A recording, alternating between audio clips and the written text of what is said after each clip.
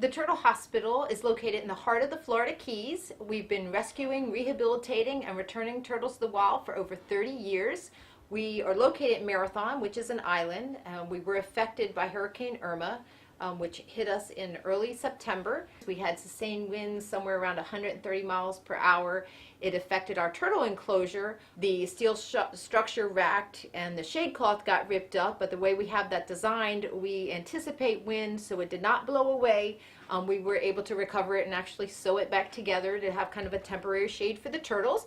But the best news is the turtles all survived. We've moved them from close to the bay to the center of the property, which is above flood, in tanks that were actually built after Hurricane Wilma. With Hurricane Wilma, we got 5 foot of storm surge in on the bay side. It flooded the turtle enclosure, and those turtles actually floated out of their pools, and they were contained with a fence, but it was not a good situation. So we learned from that.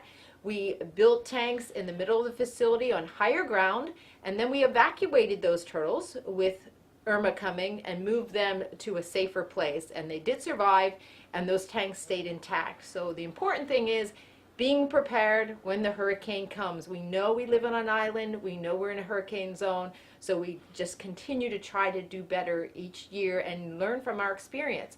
We're in the surgery suite here, and this is the heart of what we do. This is where the operations and where we do really critical care for sea turtles. As you can see, you're going to see a lot of expensive equipment. We have ultrasound, anesthesia machine, CO2 lasers, we have endoscopes and radioscopes, all really important equipment for us to function.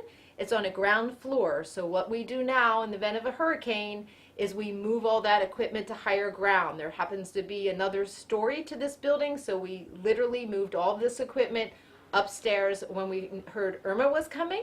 With Hurricane Wilma, we were not as smart. This equipment stayed, it's heavy, and nobody, we didn't think to move it, and when the flood came, unfortunately, we lost the equipment. So this time we were prepared.